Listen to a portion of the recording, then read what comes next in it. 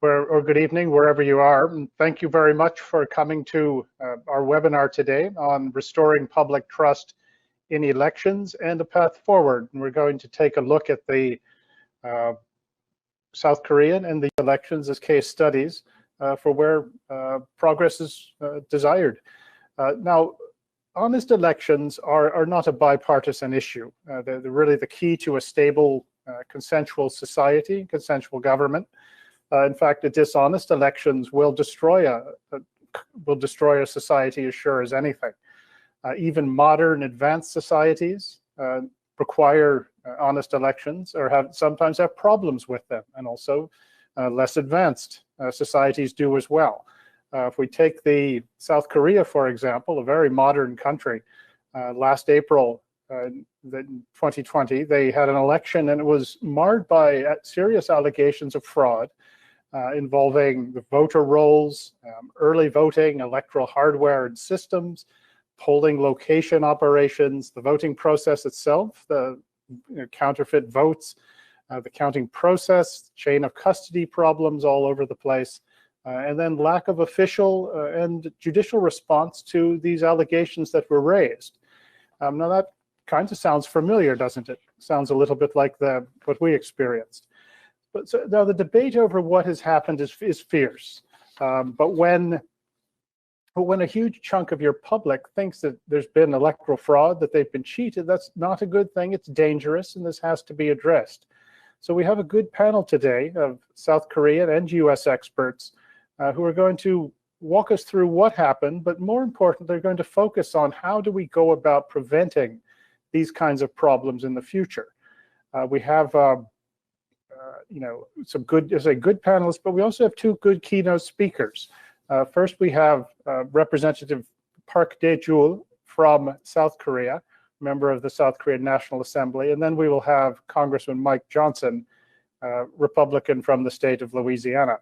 But first, we're going to start off today with a keynote speech by Mr. Park, and we're glad to have him here. Now, Mr. Park is a third-term South Korean National Assemblyman. He's with the main opposition party, the Conservative People Power Party.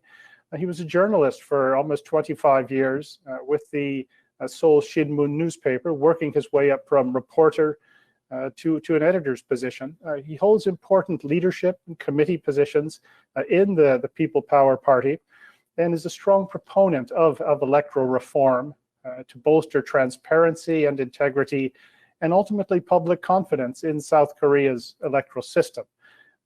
National Assemblyman Park has also, along with 14 co-sponsors, has introduced a law to reform and improve the security of the South Korean electoral system. The bill has been submitted. It still needs to pass, but they've taken a good solid look at what needs to be done in South Korea to make improvements to restore public confidence. So we're grateful to have you here today, Assemblyman Park, and the floor is yours. Okay, can you hear me? I hear you fine, yes. Yeah, okay. Good morning. My name is Park Dae-jul, and I am a member of National Assembly of Republic of Korea. Before we start, I would like to thank the organizers who prepared for today's webinar and all the participants who have joined the event online. I would also like to acknowledge the presence of the Representative James Michael Johnson of the United States Congress, who will share his insight into the US election system. The recent furor of the elections results in Korea and the US, which respectively held their general and presidential elections last year, generated extremely regrettable and wasteful controversies of the fairness of our electoral systems. Such disagreements can prevent us from advancing democracy, promoting political consensus, and bequeathing a bright future to the next generation. The solutions, I'm sure everyone would agree, is to the strengthening of the transparency of the casting of votes and tabulation process so that no one has ground to question the legitimacy of our elections. That realization led me to sponsor the partial amendment to the Public Official Election Act on March 17, which I will briefly explain. In Korea, once all votes are cast, ballot boxes are moved to counting stations where voting machines are used for ballot tabulation. The possibility of the glitches in voting equipment, however, along with the potential security breaches during the transport of the ballot box transportation, have been repeated concerns in our elections. In response, the proposed amendment requires officials to hand count all votes by default and employing mechanical or electronic devices only as the backup.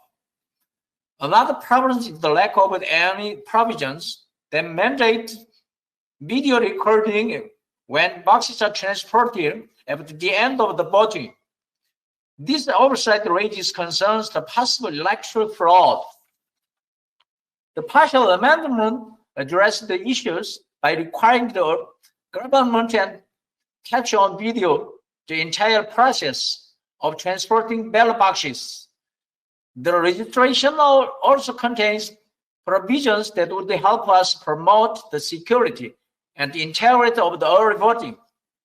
National Assembly member Park Wan-soo also submitted the separate partial amendment to the Public Officials Election Act with provisions of strengthening our anti-hacking capabilities and installing additional surveillance cameras for monitoring ballot storage areas.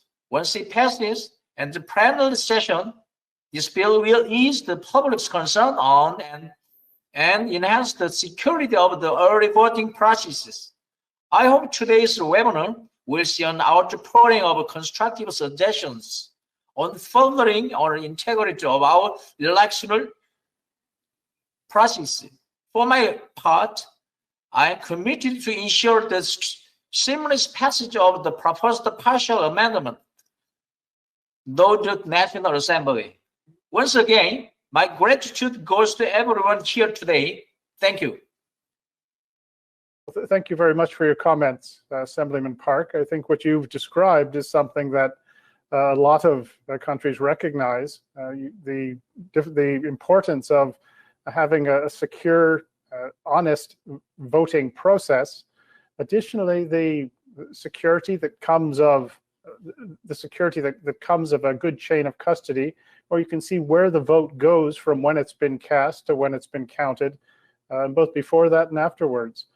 So these are good concrete steps that you've raised, and I would like to note that you've also, as I mentioned earlier, you've got 14 co-sponsors to this bill, and it's worth, particularly for our Korean audience, to look at who they are, see their names, and see some people in the South Korean National Assembly who are sincerely concerned about electoral integrity.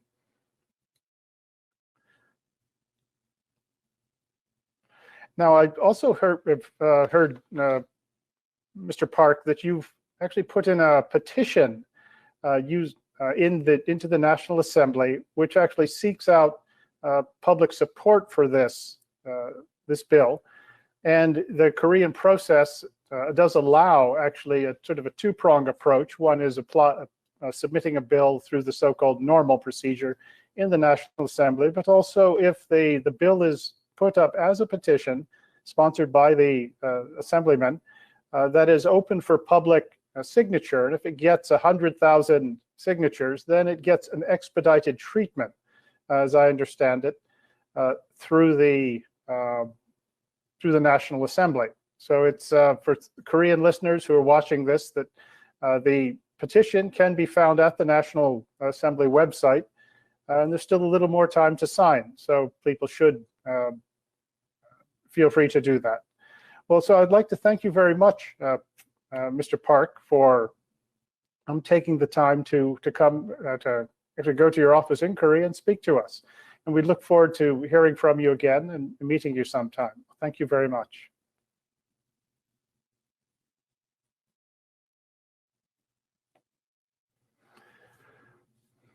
Okay, well, what we'd like to do now, Congressman Johnson is on his way. He's en route from his office building. But what I'd like to do is to introduce our panelists so we can jump right in once Congressman Johnson has given his speech. And we have, as I mentioned, we have three good expert panelists with us today.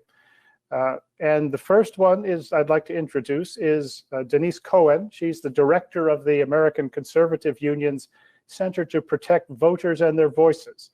The center's mission is to protect the integrity of our electoral system from efforts to undercut electoral integrity, and also to defend against efforts to establish an authoritarian socialist agenda in our nation, which is something that most Americans don't want. And Denise has many years' experience in the private sector as an attorney and a business consultant.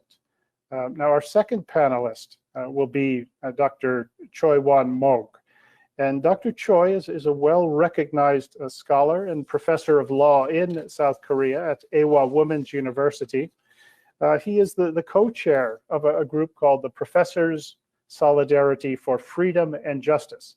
And this is an organization actually of some thousands of South Korean university professors who were sort of spurred into action by the April 2020 National Assembly election. And I think if you know the academic world, it's rare to have that many professors agree on anything, much less sort of the issue of electoral fraud. So this is quite something to see. As noted, the National Assembly election was marred by many well-documented irregularities. Dr. Choi previously worked for the Ministry of Foreign Affairs in South Korea as a diplomat and a legal officer in charge of many international and trade affairs. He's also a lawyer, and he's been a member of the New York State Bar since 1999. Now, our third panelist is Colonel John Mills, U.S. Army retired. He's a former director of cybersecurity policy, strategy, and international integration in the office of the Chief Information Officer at the Department of Defense. Colonel Mills also has had extensive overseas experience working directly with key partner militaries and governments. He's an expert on psychological warfare, civil affairs, and he's, I think, fair to say he's had an impact on most of the significant national events of the last 35 years. Colonel Mills is an expert also on electoral integrity issues. He recently advised, in fact, a U.S. partner nation, an important partner nation, on electoral security. And it actually had outstanding results because they seem to have followed his recommendations to a T. Colonel Mills is active in efforts to ensure electoral integrity in our own country, and he's been laboring to address and really offer practical solutions at the local level to the structural problems that led to widespread irregularities in the November 2020 U.S. election. Now, you probably may be wondering, how it is that, I'm actually involved in sort of South Korean electoral issues. And it's a sort of an odd, not a funny story, but it's, it's what comes of a liberal arts degree. But, I had heard about the South Korean election and what happened in April 2020.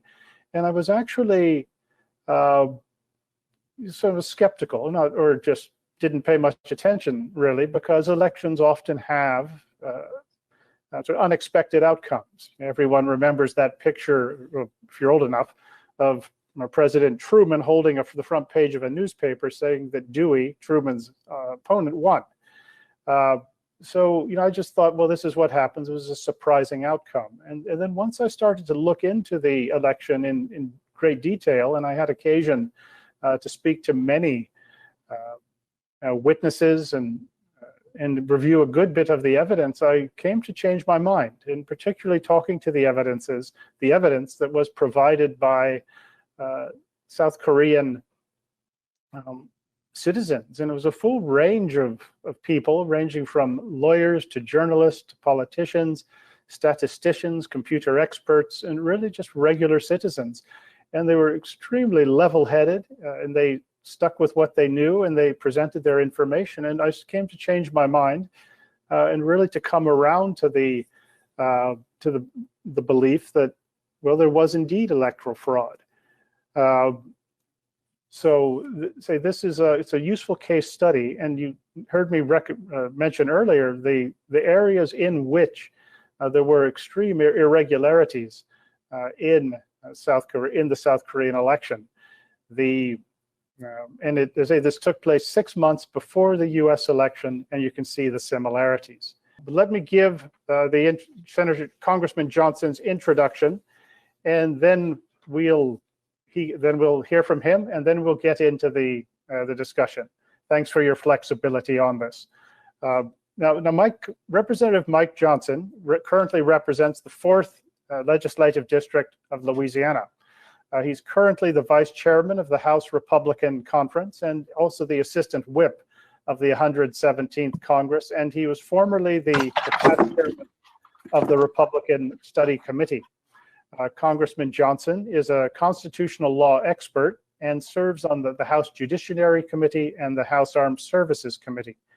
He's widely recognized as a leading defender of religious freedom, freedom of speech, the Second Amendment, and free market principles. He's a key advocate of electoral integrity, a strong supporter of that. He was also one of 127 members of the House of Representatives who in December 2020 signed on to the amicus brief filed in the case called the State of Texas versus Pennsylvania. And this was a lawsuit filed at the United States Supreme Court contesting the results of the 2020 presidential election. And it was good to have a constitutional law expert signing on to that, and that says plenty. So we're very grateful to have Congressman Johnson join us today. Thank you very much, and I'm sorry if I was a moment late. I was actually in the room next door. Ironically enough, we have the Constitution Subcommittee of the House Judiciary Committee in the midst of a hearing. I'm the top Republican, the ranking member there, so I just had to give our opening statement. And the subject of that hearing is the need to enhance the Voting Rights Act here in the U.S., preliminary injunctions, election observers, and notice. But as I just pointed out to my colleagues here, we have a big political battle going on in the United States right now, as you all know, between our parties, and the Democrats, our colleagues here on this committee and throughout the Congress, have an ulterior motive, I believe, and I just pointed it out in my opening statement just a moment ago, that they are trying to federalize all of our elections in the United States. And that's a gross violation of our traditions and the text of the Constitution itself, because we give the 50 individual states here the responsibility to administer our elections. And that has always been the way it's been done in this country. In fact, it's right in the text of the Constitution itself. It's in Article 2, near the top of our constitutional text, the first section and the second clause there, that gives our 50 state legislatures the ability. We entrust them with the integrity of our election system. We give them the exclusive authority to direct the manner of appointing presidential electors, for example, for the Electoral College. That's how we choose, of course, our commander-in-chief here. And that's a really important provision of the Constitution. The Supreme Court in the United States has said very clearly that this power is, quote, placed absolutely and wholly with the legislatures, and it can neither be taken away nor abdicated. That was in a Supreme Court case back in 1892, McPherson versus Blacker. Every state's legislature, thus, has a long established set of detailed rules and procedures to determine their electors. However, as we all know, in the months preceding the 2020 presidential election here, those rules and procedures were changed in some of the states, not by the legislatures, as we just established the Constitution requires, but by a variety of other officials, including governors and secretaries of state, elections officials, judges, sometimes activists in the various states. And these included, but are not limited to, the following irregularities. In the state of Pennsylvania, for example, the Pennsylvania Supreme Court unilaterally extended the deadline to receive absentee and mail-in ballots to 3 days after the election day. The Pennsylvania Secretary of State dismissed signature authentication procedures for absentee and mail-in ballots.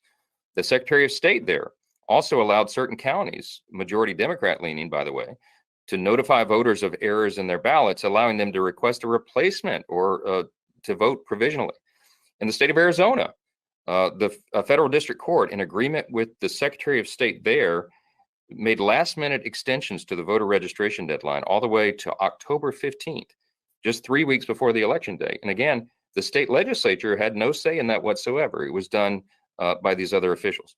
In the state of Minnesota, a state court consent decree allowed for the counting of ballots received up to a week after election day if they were postmarked by election day.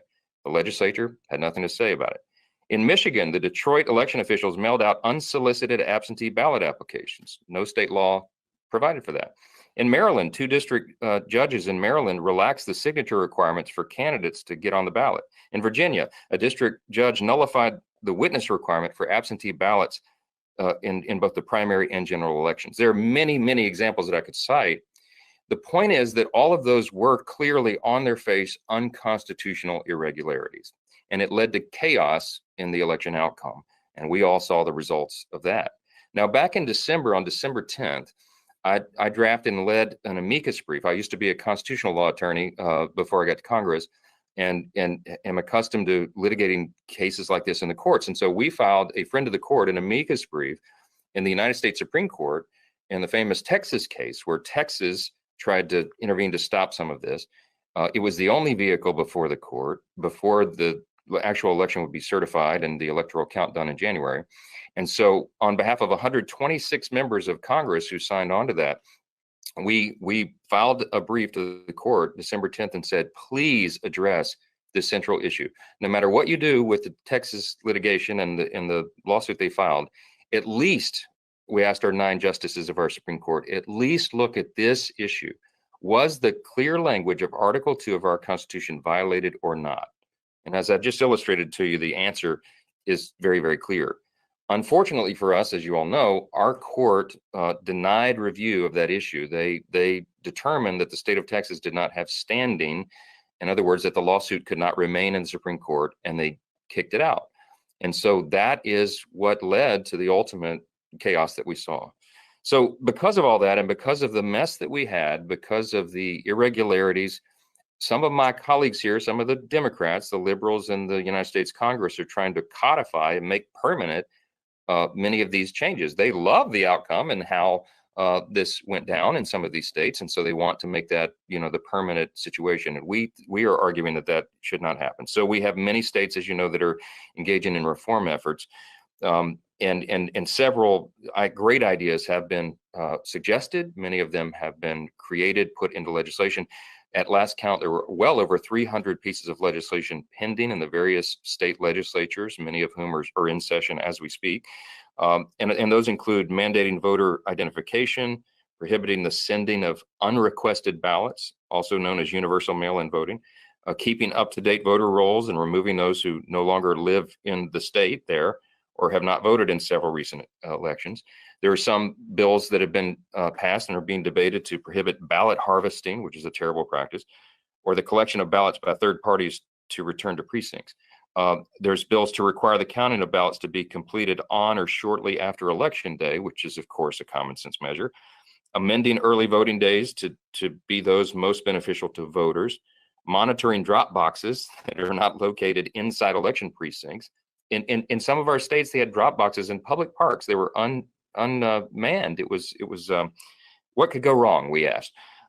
Reducing wait times at voting precincts by creating more of them, restricting who can approach voters who are in line to vote, and mandating allowing campaign representatives to observe the vote counting process. Again, these are common sense measures.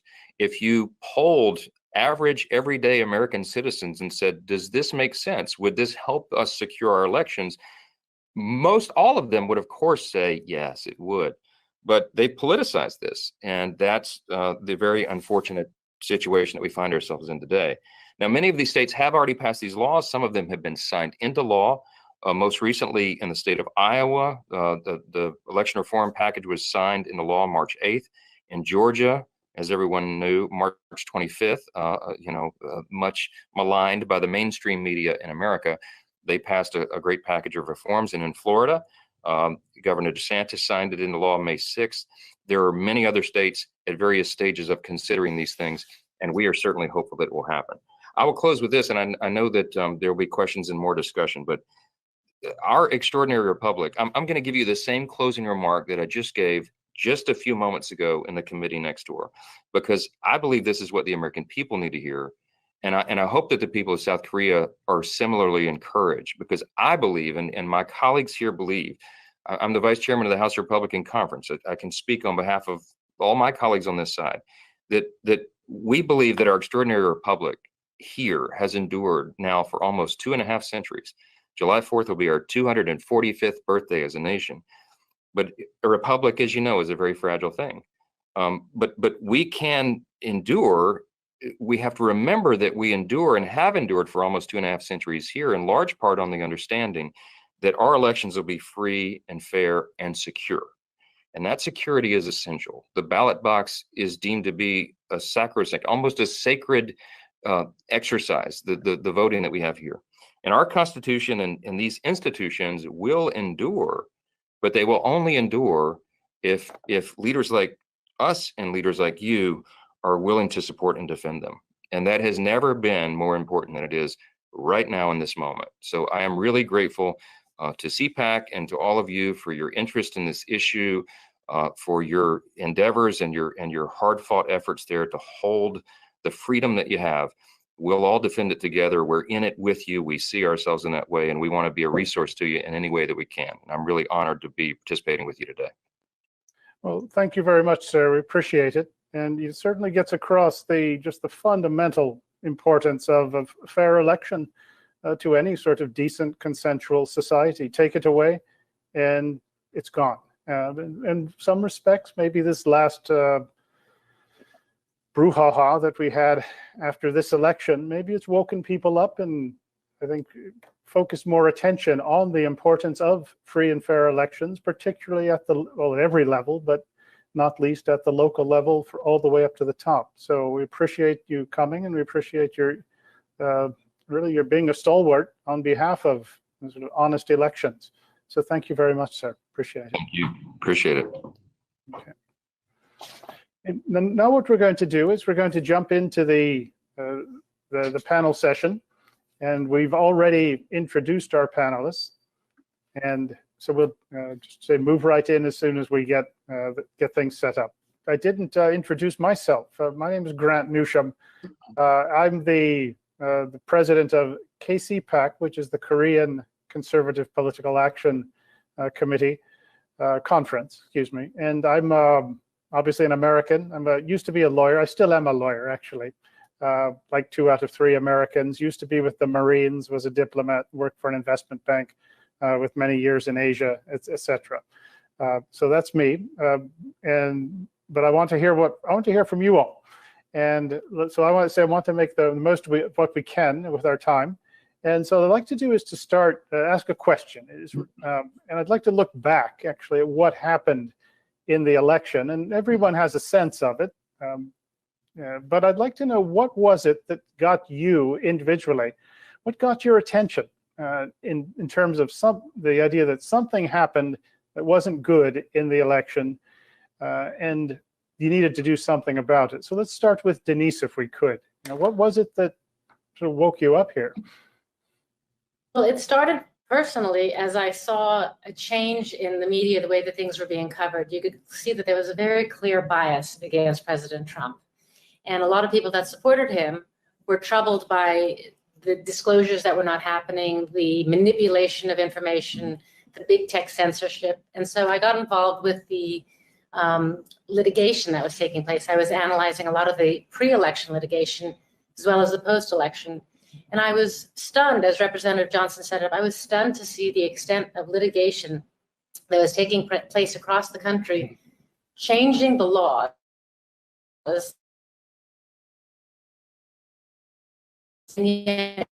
getting through in what we would consider an unconstitutional manner, and getting through with it. And what these laws did, just to back it up, and each state votes itself. This is not a popular election in this country, so each state holds its own elections. Each state has their own laws.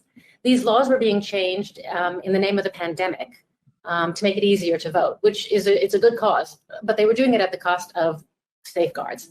So the guardrails were coming down, and more people were able to vote, possibly many times. I mean, the election turnout was at the highest level we've ever seen before. And so it was clearly happening in a way that was never intended to take place. And that was the first wake-up call. There's a lot more that I can talk about and we'll get into later on, but I'll turn it over to my fellow panelists. Okay, well, thank you very much. And I want to hear more. Professor Choi. Yes. Now, you're in South Korea, and the election happens on April 15th, 2020. What was your response to that? What was your because obviously something got your attention. Could you describe what it was? First of all, thank you very much, Grant, for your promotion for our petition for the amendment bill for the Election Management Act. I think that's a pretty important issue in Korea. And I fully agree with the Congressman Johnson. This is not a political issue. It should be very much bipartisan issue. The very much important impact was made April 15 last year, when people saw the statistics from the early voting result, particularly. That statistics showed an unacceptable degree of artificial manipulation. In most of the electoral districts, the number of early vote was consistently about 12% higher than the regular vote for the ruling party candidates, whereas that of the main opposition party candidate was consistently lower by 12%. So, which gives the more than 20% advantage for the ruling party candidate. That kind of difference was very much regular, and in some districts that statistics was very much paradoxical. And a lot of evidence is out there. Both counting machines were malfunctioning, always to the benefit of ruling party candidates. Many early voting ballot papers were out of standard format.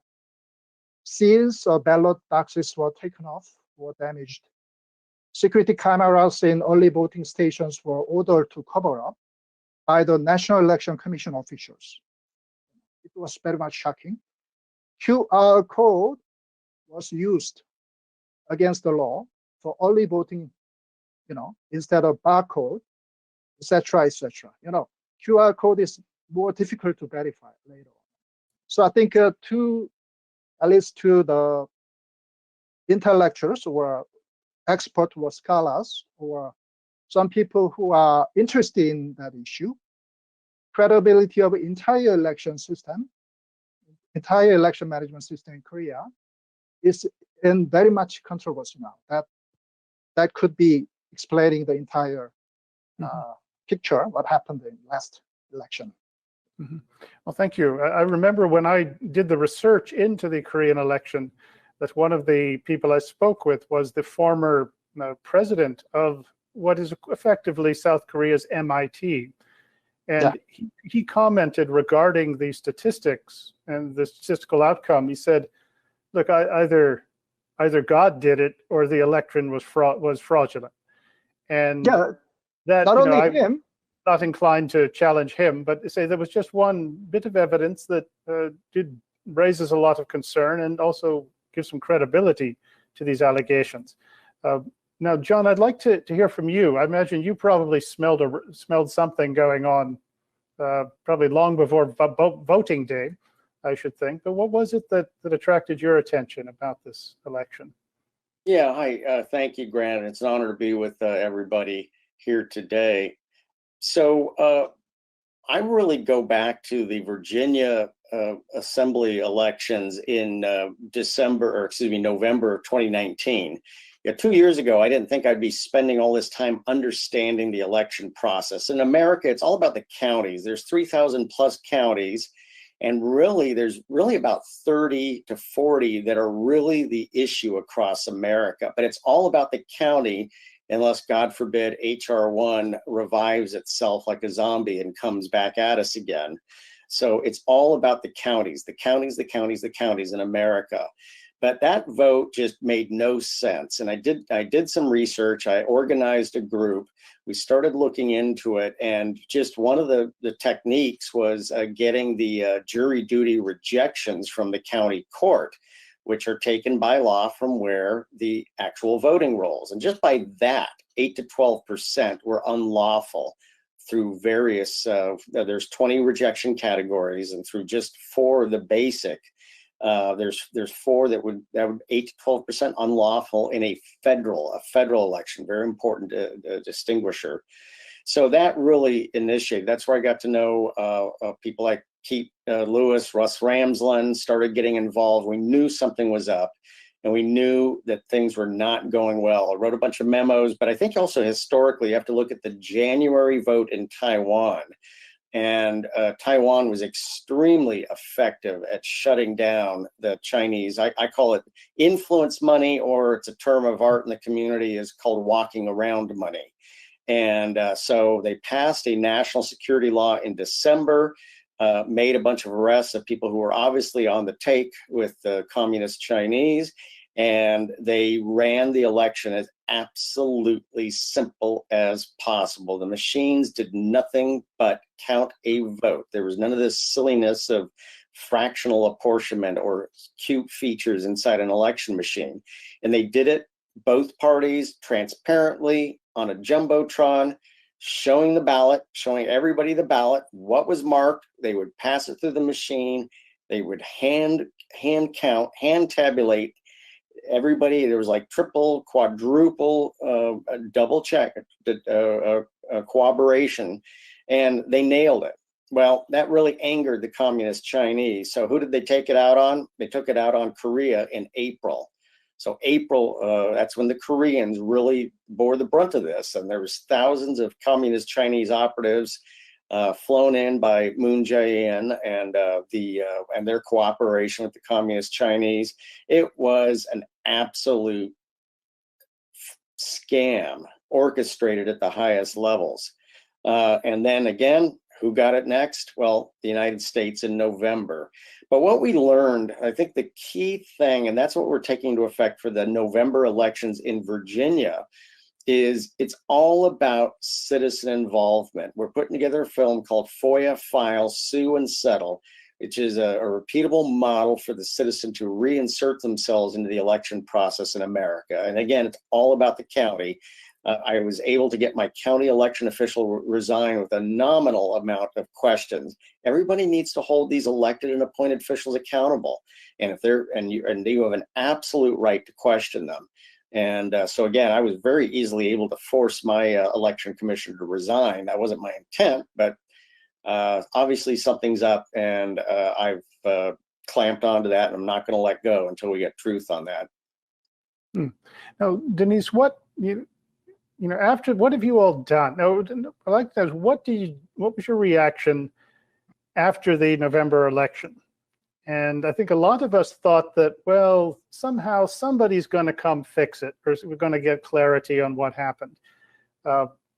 What happened? Because we were watching, and it just looked like nobody ever came to really dig into it. It just looked like a big mess. Well, from the legal side, there was a lot of activity. There were hundreds and hundreds of lawsuits that were filed. And the biggest frustration, of course, was that no court would hear it. I think there was a case in Nevada that made it to court. But other than that, nothing made it through. So there's piles and piles of evidence that nobody's ever heard or seen, which would have shed some light on what actually happened. And there's no question, we're not going to spend any time talking about, machines malfunctioning, and because the real problem here in America was the playing around with the laws. And that's what's continuing today. So in, I think, 2005, there was a commission that was done. It was James Baker and Jimmy Carter. and it had to do with election security. And the one thing that they kept pointing out was that mail-in ballots were the most susceptible to fraud and error. And what we saw as a result of the laws that were artificially changed, let's say, for the pandemic, was an unprecedented increase, not just in turnout, but in voting by mail. And let me look at my numbers. Yeah, it was in 2016, 21% of the vote was by mail. In 2020, 46%. None of these counties, none of these election offices were prepared for the onslaught of mail-in ballots. They didn't know how to count them. They didn't know how to process them. They didn't know how to cure them when ballots came in with mistakes. And so as a result, we really don't know what happened. And poll after poll after poll shows us that Americans are not trusting of these elections. I think something like 60% of Americans don't trust the polls. Mm-hmm. So we did what we normally do, which is we turned to the courts, and we're tremendously disappointed by what happened. And the big danger with the courts not listening, and this includes the Supreme Court, which doesn't really want to weigh in on election matters. The problem is all of this stuff has been left out there kind of rotting. And there's a narrative that's taking place now, which says, well, the court said that there was nothing wrong. This was the most secure election ever. This couldn't be further from the truth, but it's sort of metastasizing, and it's enabling things like what Representative Johnson was talking about earlier, the federal takeover of our elections, because they're saying it was all wrong, and now we know how to come in and save it and all the rest of it. It's kind of terrifying to see our country in this condition under the guise of laws. I don't know how else to say it. Does that answer what you were?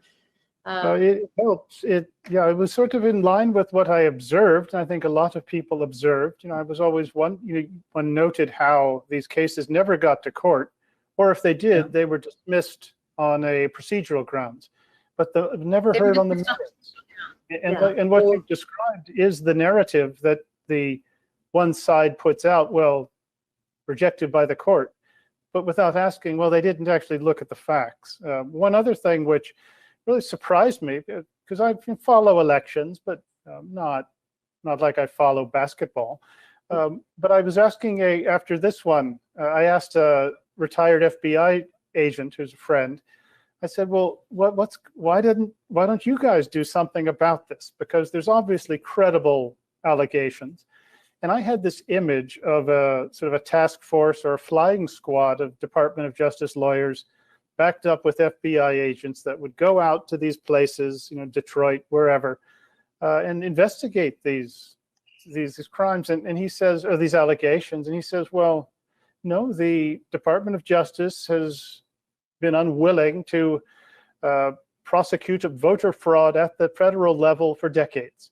And if they don't prosecute it, we don't investigate it.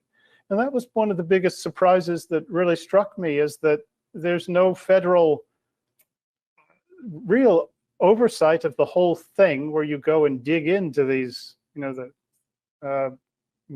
these sort of swamps where you just have fraud that is what looks like fraud that is so commonsensical, and there really was nobody who investigates it except some overmatched local people, and it's so I was disappointed by what I saw. I think like a lot of people. So what you say just seconds what I. Well, and there are audits that have been taking place. They've been hard fought, and it's not really clear how accurate these audits are, what they will yield, because the truth is the election was lost when the laws were changed. Whatever we can uncover at this point really doesn't reverse the damage.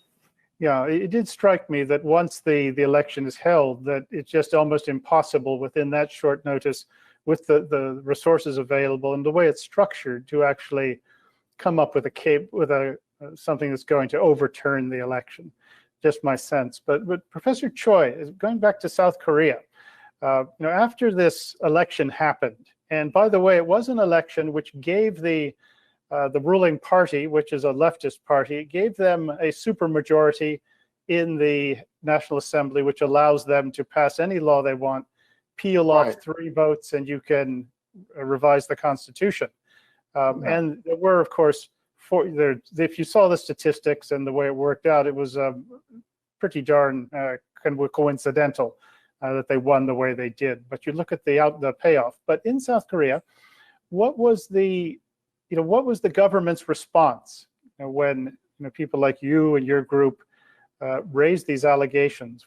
Did you get any help or traction or attention? Yeah, by the way, the ruling party took 180 seats out of 300. So it became supermajority ruling party indeed. Interestingly enough, government as well as ruling party leadership and prosecution and National Election Commission have not taken any direct and open position about this issue or any law enforcement measures on the protesters. So I think silence and non-provocation probably seem to be their strategy, deliberately chosen. I think that's a very strange thing happening here. A lot of defamation, a lot of citizens indicated specific person as the criminal who is responsible for the organized crime of election fraud, but still no counterclaim or anything is going on in Korea. So similarly to the United States, here in Korea, in nearly half of all the electoral precincts, legal challenges were filed by citizens and several opposition party candidates who lost the election, of course. But the trial, differently from the United States, trial have been delayed by the Supreme Court for more than 1 year, which is beyond the 6-month deadline prescribed in the law. So that delay itself is illegal. In the meantime, students and citizens who do not know each other, they have been gathering in almost every weekend at the various locations, including Gangnam, district of Seoul, wearing black outfits, holding black umbrella. You see the picture there, black umbrella. So they held numerous rounds of street demonstrations protesting against election fraud, of course. Numerous social organizations, including My Professor Solidarity, having the membership of more than 6,000 full-time professors in Korea, and military generals, retired military generals organization, retired diplomat organization, Seoul National University Alumni Organization, and Christian churches joining that protest. So this kind of Black Street movement has become a new culture in Korea. By the way, many Koreans residing in overseas join this event wearing the black at their respective locations, including United States, Australia, and Japan. So when this movement started to get momentum nationwide and overseas, unluckily, or strangely, or it was coincidence, COVID-19 regulations stepped in. So holding massive protests, it's becoming really difficult and even illegal. So I think now the protest is continuing on a small group basis. Experts and intellectuals published several reports, including yourself, right? Inside and outside Korea, indicating the conclusion of electoral fraud. But as I said, silence and non-provocation is the basic strategy by the government. Yeah, I believe there were about 140 lawsuits filed after the South Korean elections, which is far and away more than has ever been filed. And of those, only one has been brought anywhere near completion, and that was just a recount that was carried out the other day. But the law requires that within 180 days you have to resolve these cases. None of them were done, and that does speak for itself. The government has also used sort of pressure against its opponents and against the media that might otherwise cover it to the extent they have any interest. But it's a familiar sort of behavior that you see in Belarus or White Russia, Zimbabwe or anywhere. It's funny that even successful countries, modern countries, face the exact same problems that third world countries do, such as life. And John, what was your, you would have some perspectives on all of this, on sort of the post-election. We need to. All citizens need to get involved. There needs to be a clamor for forensic audits everywhere. And let me address one thing. The federal law, there's very little federal law on the conduct of voting. And again, unless, God forbid, HR 1 passes, there's 18 U.S. code, must be a U.S. citizen, 52 U.S. code, retention of ballots, and the Motor Voter Act of 93, have a 2002, but there's actually very little on the mechanics. Again, it's all about the counties. And as Denise had mentioned here, there was in Virginia a change in the laws. In my specific county, which I'm using as an exemplar in the state and nationwide, 74% of the votes, 74% of the votes in my county, with the new laws set up because of the virus in the summer of 2020, 74% of the votes were absentee. That meant they were mailed in. They were mailed in ones and twos and hundreds and thousands. They were dropped off. You could drop off 5, you could drop off 10. There's absolutely no control measure. So that meant day of voting is irrelevant. Okay, that's very significant. And that's the problem is there's a lot of groups that are looking the wrong way, in the wrong direction, for the wrong information and the wrong issue. In Virginia now, the way it's set up, it's all about the central absentee precinct, which I have often called the central counting facility. Very poorly supervised, there was no two-party control for 80% of the time. At the end of the day, the thumb drives would be taken out of the machines. Usually the thumb drives should never leave the machines. They're there solely for backup and emergency, but the machines would leave. There was no documentation of the vote at the end of the day. There was no documentation on what happened in the morning when the thumb drives were put back in. Where did they go? What network were they plugged into? Nobody knew. And again, now part of that is the fault of the Republican Party, their total failure to deploy their resources in the right direction for the right issue. So again, in Virginia, it's all about these central absentee precincts, and we have to mass all attention on those for the upcoming election. It's all about the central absentee precincts and the malfeasance that clearly was taking care of that. It was a circus. And so my attitude is I'm not going to spend time complaining. I want to get to what's right and the way we should be conducting elections. So the two parties, the Republicans, need to get their act together and make sure they have proper representation. But these are the mechanics of how elections are lost. We had a spike in the morning of November 4th. Part of that was the mysterious departure of the thumb drives the evening of the 3rd, and then the reinsertion on the morning of the 4th. That's what gave you that statistical spike. But again, that's where it is. That's where the action is in Virginia. But we want to train everybody to retake their counties. Mm-hmm. Well, that's what I'd like to sort of spend some time on, is actually looking forward, because to me, it's at least half the population that knows that something happened that wasn't good, and I'll bet a lot of the other half will grudgingly admit it too in certain circumstances. What do we do actually to restore the integrity in the system? Because I'm guilty as anyone. I'm pretty good at complaining about what happened. But what are the actual steps that we can take as as part of an organization or individually?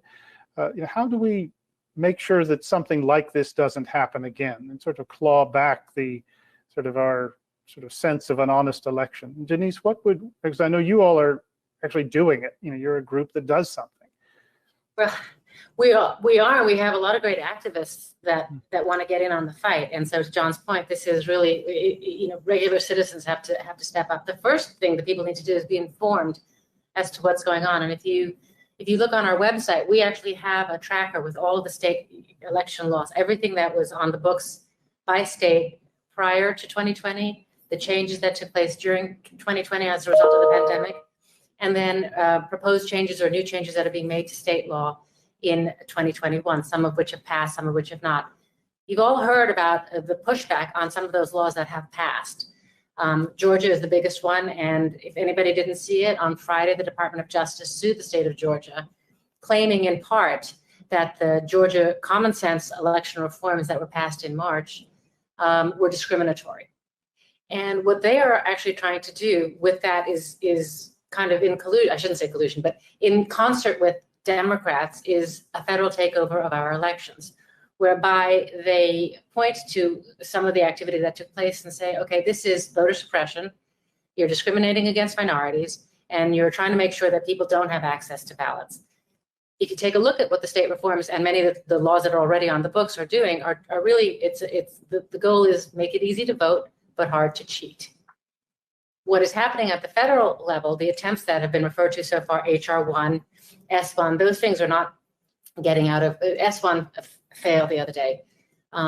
What is happening on the left, though, is an attempt to bring forth Section 2 of the Voting Rights Act. Now, the Voting Rights Act is something that goes back to the Civil Rights Movement, when an ugly chapter of our country, minorities, slaves, didn't have the right to vote. And then when Black people eventually did get the right to vote, many of the former Confederate states were, playing, free and easy with some of the laws, and it was difficult.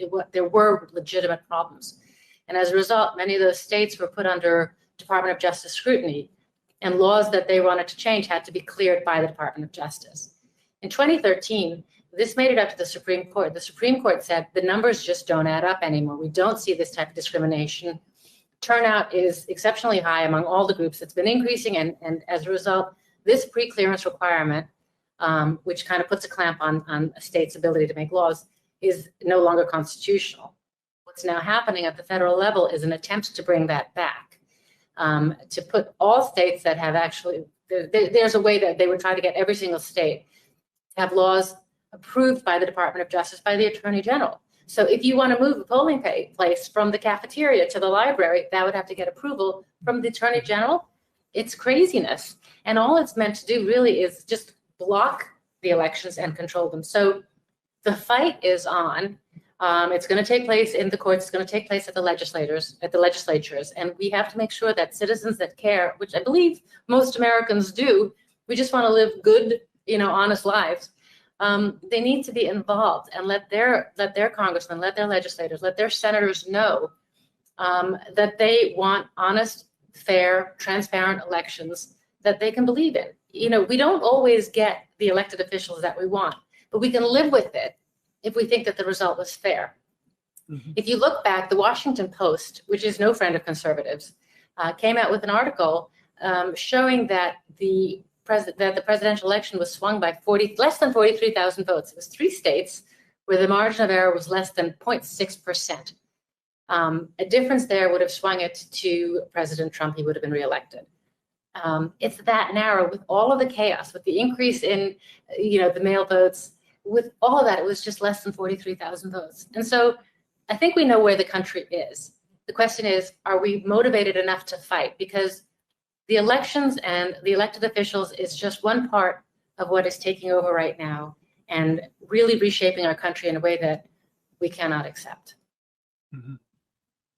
So John, I know that your group is doing some very, I'd call it sort of work at the mine face or the cold face of electoral reform. And I've seen some of the reports that you put out, and it looks like a good systematic approach to it. Could you just describe it a little bit? And also, once again, what would you tell, say, the average citizen who wants to get involved? And I think Denise's idea of, talking to your congressman, letting him know what you think is a pretty easy thing to do. And you saw with Congressman Johnson that, it can be effective when these guys know they have some support. But John, what would you Yeah, absolutely. Thank you, Grant. It is at the county level again, holding, the citizen must understand the mechanics of the voting process. It's only about 30 of these 3,000 plus counties that are really questionable and have become essentially perverted by a gross malfeasance. So you have to know your officials. You have to know the state law. In Virginia, it's 24.2 of the code. citizens can actually see these laws and read them themselves. They do not need a lawyer. And actually, an average citizen with passion and energy can actually cause great impact. So again, our process is FOIA, file, sue, and settle to decisively reinsert the citizen back into the election process. And again, with just a nominal amount of inquiries, my own county election official resigned because of my inquiry. So something clearly was up and is up in Prince William County, Virginia. So these appointed and elected officials have to know that people are asking questions. Get to know the judges at the county level. Some states are appointed, some states are elected. You can do something called an office call. You don't have to be a lawyer. You don't have to be a high priest of knowing statute at the state or federal level. Oftentimes these judges actually really appreciate an informed citizen coming in and articulating a reasonable observations on the process. Now, if you are beginning to get the grounds to move forward to the sue stage, that specific judge may have to recuse themselves. That's okay. But you have successfully developed and shaped the situation, and that's where you decisively put the right pressure on the right target. In military terms and targeteers, that's putting the right ordnance on the right target. And it's amazing what happens when the common citizen, again, everybody thinks this takes $1 bazillion and an army of lawyers. No, it doesn't. It takes an average citizen actually cracking open the state code and again, there's very little federal law, but it's really about the state and the county. And again, at the federal level, and I know Chris Krebs and I know CISA and DHS, they were hapless. They were, and Chris Krebs told truth in about February of 21 when he came back after leaving office, thank God, that he didn't have enough people, programs, or resources, which is what he should have said in November instead of saying this was the fairest election ever. His most honest answer should have been, I don't really know. I don't have the people, programs, or resources to have an opinion one way or another. FBI is not trained in this. And again, the Voting Rights Act was brought up, which Virginia is still under portions of the Voting Rights Act. But citizens, this is a wake-up call. Everybody assumed somebody else was taking care of the election. Yes, somebody else was taking care of the election. Yeah, I'd noticed that beforehand that the Democrats had 650 lawyers standing by to go into action. I said, well, there must be some Republicans there, but I kind of knew there may not have been. But the point is that taking action is the thing, and we've tended to expect others to do it. You mentioned Chris Krebs, who I believe was the Department of Homeland Security cybersecurity guy. Yeah. And I remember his statement that this was the most secure election ever. And then like 2 weeks later, the Russians or somebody, the Russians or the Chinese pulled off the most impressive hack of US government systems that you could even dream of. And they've been doing it for a good long while. It just happened to get detected. So his statement, the most secure election ever, maybe not. Now, Professor Choi, back to Korea, because we talk, we're probably, you may be wondering, well, why is Korea important? And I'll just, one, I'd like to have a question for you, but I would, for Americans, think about the U.S.-Korea relationship. It underpins security in Northeast Asia, and it doesn't get mentioned much, but the nature of Korean leftists is that these people are anti-American, pro-North Korea, pro-China, and they would like the Americans to leave Korea, ultimately. And if you can get in a one-party state that wins every election forever, well, that you can see the dangers there. And one way to get that is to rig the electoral system. But Professor Choi, what would you see as the future for the South Korean election process and the efforts to try and clean it up and get it back to where it was, because it was a very admirable one, very impressive, but something happened. What would you see as the future? Yeah, I think Korean current leadership in government or ruling party, particularly, they are learning very quick from, what can I say, the Chinese style of totalitarianism that is very effective in controlling the society and maintaining their power. So I think pro-China policy of current government is very much in line with the election fraud issue, as Mr. Mills, I think he emphasized. So I think not only for Korea, but for the United States, I think IT technology is very good and very evil, depending on how humans use. That is why particularly Korea and the United States are vulnerable and will be more vulnerable to such evil technology, combined by the totalitarian style of government. So I think verification and full transparency are only insurance mechanism, as many people emphasized, unless we change the entire system to manual voting and manual counting system. If you go to the Alexandria area in DC vicinity, there is a Freemason museum.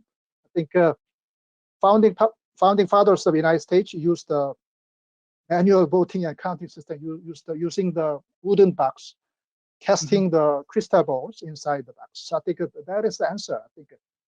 Let me tell you briefly what's happening now. It's a very important issue. Actually, yesterday, for the first time in over 1 year period after legal claims were filed, recount was actually conducted by the Supreme Court, finally, in only one designated constituency. Any types of recording were not allowed during the verification process by the court, and only limited time and facilities were provided for the recounting process. The focus of verification was given to 3 stages, all in 1 day period. Number 1, sorting out invalid ballot by observation by human eyes. Number 2, QR code verification, which is only for 50-minute time. And number 3, recounting process, which lasted, I think, 6 or 7 hours. So I think it is truly problematic how human eyes can sort out all invalid or suspicious ballot in such a short time. Today, a piece of news is heard through the SNS by complaining party lawyers that numerous ballot papers were found that do not fit with the standard specification and colors. However, only 294 ballots among those numerous ballots were decided invalid by the court. QR code verification stage is no less problematic in Korea. After scanning image files of early voting ballots, those files will be compared to the image files stored in the server of National Election Commission and see whether there is any meaningful difference. This job is supposed to be done in a couple of days from now on. I mean, given that such a long time has already passed since the legal claim was made, right? Is it possible that the image files stored in the server might have been already replaced? How can one guarantee those files are the original ones that were actually stored 14 months ago without proper forensics? Plus, what if those files saved 14 months ago were manipulated by programmers or Chinese, hackers or some people to begin with? So given this limited scope of verification and poor transparency, I think many people, intelligent people in Korea, are in very much doubt whether ultimate truth can be found by even the Supreme Court. As lawmaker Park told, one bill of amendment of election law was introduced in Korean Congress, requesting introduction of basically manual counting system and enhanced transparency And my organization, I mean, Professor Solidarity, has proposed to introduce post-election audit mechanism, probably taking example of the American system, but I think your system has some kind of problems. So I think we will look at your procedure and see how those problems can be fixed. Okay, well, thank you. It's maybe one good thing of the Korean experience is that so much attention was paid on this election that it sometimes will cause the bad guys to back off. And my group, the KCPAC, and also One Korea Network, which are affiliate, we actually put together in 2 volumes all the evidence that was uncovered, all the analysis, the assessments, and it's available. It's hard copy, but also online at onekoreanetwork.com, onekoreanetwork.com. And we put it out, we put it together so that we could memorialize and save the evidence. So this thing didn't just turn into a legend after time passes, but we put the evidence together. It is available for people to read, scrutinize, refute, or verify, however. But that was our intention in doing this, is to make sure that they say this didn't just become a legend, but the evidence is there and it's to be reviewed. But we're looking, there's a presidential election coming in Korea next year, and this will be very interesting to see just how this works. So we're coming to the end, but what I'd like to do is I'd like to have everybody take 1 minute, and this is your chance to speak to both the Americans and the Koreans. If you could just sort of fire away with what you think is important. And Denise, would you go first, please? Sure, and Grant, thank you. I actually have a copy of that report that you put together, and it's really very impressive. At ACU, we're doing something similar. We're going to be collecting a lot of the evidence, and we're going to be calling on our activists to help us with that. Next week, CPAC, ACU, the American Conservative Union, will be holding CPAC in Texas. And we'll be doing a day of, or an afternoon of training for our activists to help us get more involved, to help them help us with this big fight. So we'll be teaching them things about voter integrity, election integrity, but we'll also be helping them reach out to their congresspeople, make the phone calls. We'll help provide some scripts, writing op-eds, teaching them how to speak about these complicated issues with, their neighbors and so on and so forth. So we are looking forward to that and getting more and more people involved. And I just want to say thank you for this opportunity to speak about what we're doing and congratulate you on the work that you have done, and for South Korea to wish you a very secure, safe election with the desired outcomes that you're looking for. Well, thank you very much. Okay, John, how about you? What do you? Well, to our Korea colleagues, friends, I'm very concerned about what happened in Korea. Personally, I served a year in Korea. My father-in-law was wounded twice in 1950 in Korea.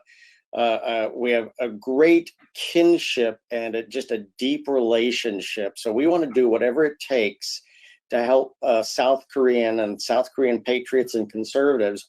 Again, the key term is organize, train, and equip to beat down this fraud. And it can be done. There's an oppressive censorship that Moon Jae-in has applied to the country. And so I'm very excited and happy to see the organization now occurring. We are undergoing the same thing here in the United States. And again, at the citizen level, I can't overstress, everybody needs to get off the couch and get in the game, because it is us. It is us. That's the grand design of this beautiful process. It is us. It is not lawyers. It is not somebody else. It is not an abstract concept. It's us. And we need to get involved in every county and every state to right the wrongs that clearly occurred last November. And yes, they can be addressed. This is not something to just put aside and walk away from.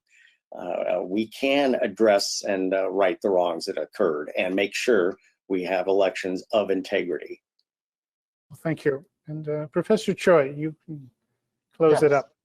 Yep. I'm sending my sincere regard and appreciation to your father, Mr. Mills. Thank you.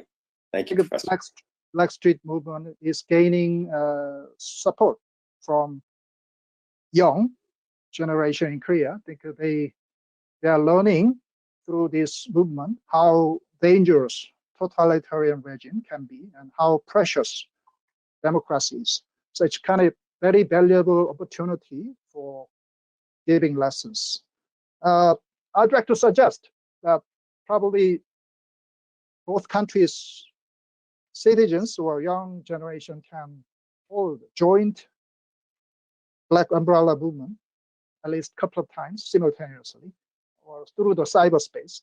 So what kind of help is needed from international society? I think international human rights organizations, election monitoring bodies need to pay more attention to this issue.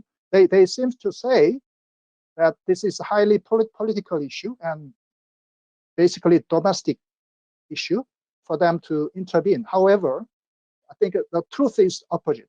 This is a very simple matter of truth seeking by non-political group, particularly in Korea.